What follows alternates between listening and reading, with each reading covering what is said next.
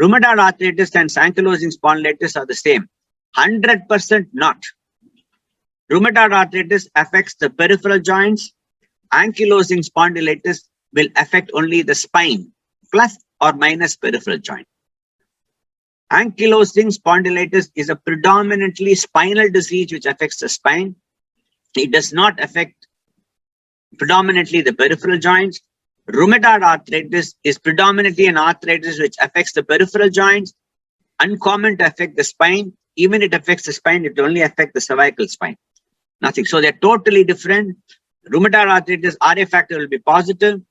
Ankylosing spondylitis, RA factor will be negative. In ankylosing spondylitis, MRI will show up the spine, complete involvement of the spine. They are two different and the treatment is also different. But the most important treatment for ankylosing spondylitis is exercise and exercise and exercise and exercise. Swimming is a very good exercise. Hydrotherapy is an excellent exercise. They should also modify their lifestyle in lying in a firm bed. They should not use a pillow. They should lie either on their back or on their chest. Any role of herbal drugs for arthritis? Extremely sorry, I do not know about herbal medicine. I'm sorry, I do not know at all. When I don't know, I should say I don't know. It's better to be frank about it. If I have pain in the hands or joint finger regularly, is it a symptom? No. Just because you have pain in the joint, it doesn't mean you have rheumatoid arthritis. You should have swelling in the joint with difficulty in moving the joints early in the morning. That's very important. For arthritis, there should be swelling in the joint. There should be difficulty in moving the joints actually. That's very, very important. Early morning, your fingers will be very, very stiff. Just because you got joint pain, it doesn't mean it's arthritis at all. My ANA results are vary at different times. What should I do? Good question. This depends upon the laboratories where it is tested. I'm not ready to mention any laboratory, to be very frank. It depends on the technique in which it is done. It should be done with the indirect immunofluorescence technique. It should be done in labs in which it is very well standardized. The important point is it can vary from one lab to the other. So you'll have to check up which lab you have done. I'm not ready to appreciate any lab or criticize any lab because I don't know about all these things. But it should be done in a very good lab of great reputation. Can rheumatoid factor be negative, yet rheumatoid arthritis can be there? 100% very good question. A patient has got polyarthritis affecting the smaller joints of the hands and feet. She can either be positive for rheumatoid factor or negative for rheumatoid factor. A person can still have rheumatoid arthritis with negative test for rheumatoid factor. If God comes and asks me the question, hey Ramki, will you develop rheumatoid arthritis? I said, I don't want. But you have to get rheumatoid. Will you like to be rheumatoid factor positive or negative? I'll say, God, I like to be rheumatoid factor negative. Because rheumatoid factor negative rheumatoid arthritis does better than the positive group. It's better to have a rheumatoid arthritis with RA negative. Is weight training with spondylitis recommended? For all arthritic diseases, weight training is indeed very important. You should maintain a normal body weight. How long biologics works? Does body develop resistance? Extremely good question. Most of the time, biologics are advocated lifetime throughout the world, but because of the cost inhibition, we give it for about 1.5 years to 2 years in this country. 70% of them completely respond to the biologics and they even take it long time without any developing resistance. Some of them will develop resistance to the biologic. That's very important. It doesn't mean if I take 100 patients and all of them I give one biologic, all the 100% will respond, 70% will respond.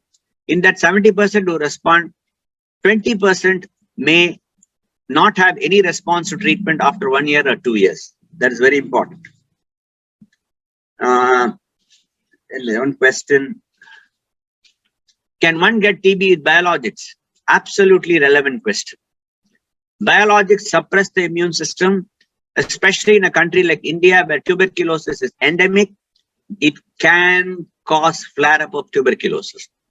That's why whenever we start a treatment on patient on biologics, we do an X-ray test, we do a MAN2 test, and we also do a TB quantiferon to find out if he's positive for TB. If he's got active TB, we do not give the biologics at all. On the other hand, if he doesn't have active TB, but this MAN2 test is positive, we give some medications to prevent TB.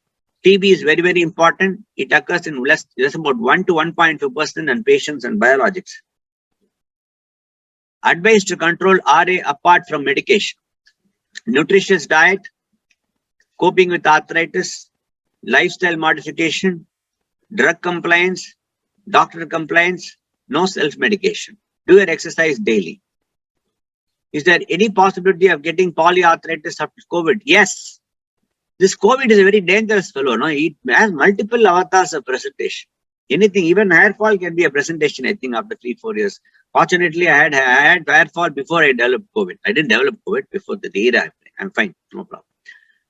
You can develop arthritis due to COVID. But all people with fever, when they develop arthritis, it doesn't mean to COVID. It can occur due to any other viral infection. Somebody is asking me a question: is polymyositis disease curable? First, I should tell them what is polymyositis.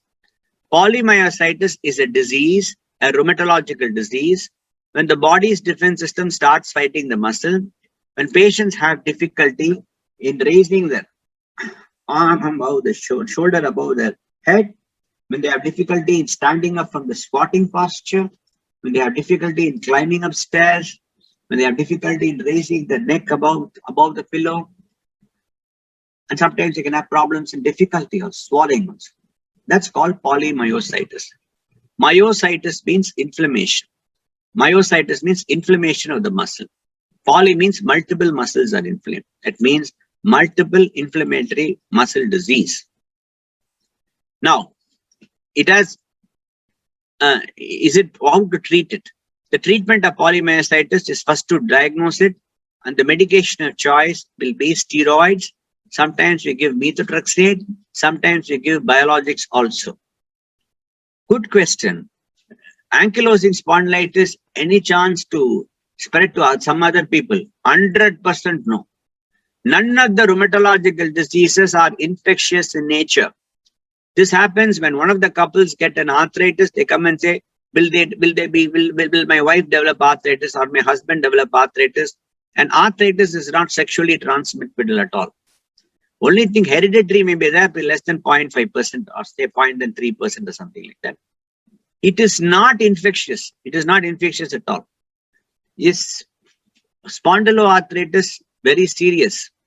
It depends upon the patient. Majority of the patients, when you diagnose early and treat, they become very, very fine. Nothing to get worried. How can we cure psoriasis and prevent psoriatic arthritis? If you take psoriasis, if you take 100 people with psoriasis, 30% of them can develop psoriatic arthritis. You can't prevent the development of psoriatic arthritis at all. But you can control psoriatic arthritis with wonderful drugs, methotrexate, then you have tofacitinib, and you have wonderful biologics also.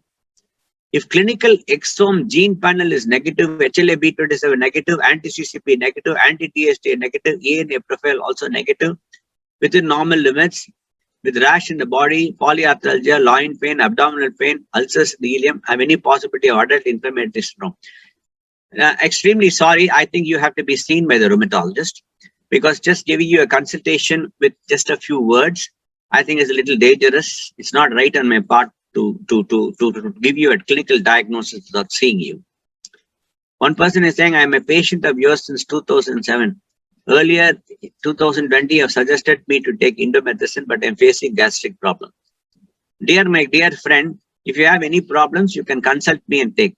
Since you have been there since 2007, I expect you to be a very obedient patient, being my patient for such a long period of time.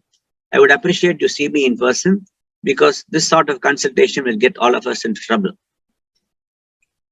And polyarthritis after COVID usually is self-limiting. You need not work hard to cure it or anything. Most of the problems in COVID is self-limited. They become all right by a span of time.